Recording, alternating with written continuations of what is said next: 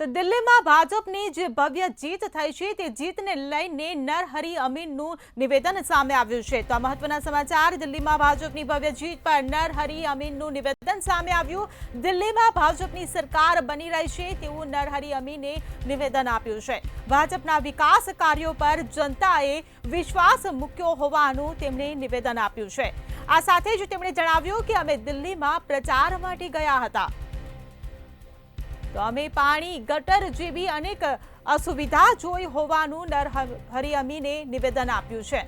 તો મહત્વના સમાચાર સામે આવી રહ્યા છે। આવનાર 5 વર્ષમાં ભાજપ સરકાર પાસે લોકોની અપેક્ષા હોવાનું તેમણે જણાવ્યું છે।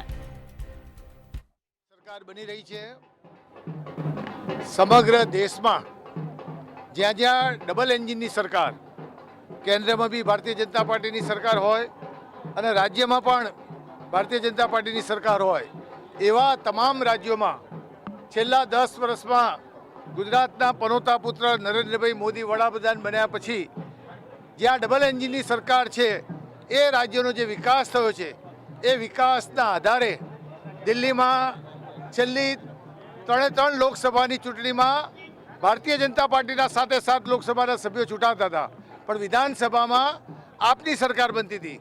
છેલ્લા 10 વર્ષમાં કેજરીવાલની સરકારના જે લોકોને અનુભવ થયા, એ અનુભવમાંથી દિલ્હીના સમજદાર સાણા લોકોએ ભારતીય જનતા પાર્ટીને સ્પષ્ટ બહુમતી આપી છે।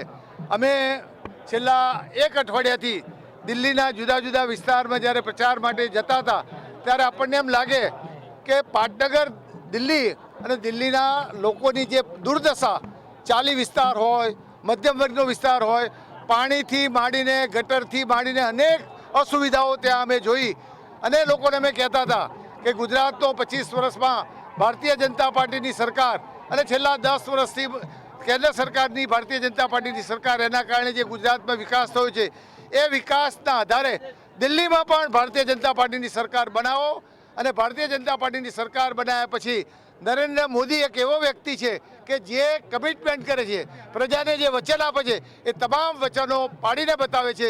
તો આવનારા 5 વર્ષમાં દિલ્હીના લોકોની જે અપેક્ષા હતી, એ અપેક્ષા ભારતીય જનતા પાર્ટીની સરકાર પૂરી કરશે, એટલો અમને જરૂરથી વિશ્વાસ છે।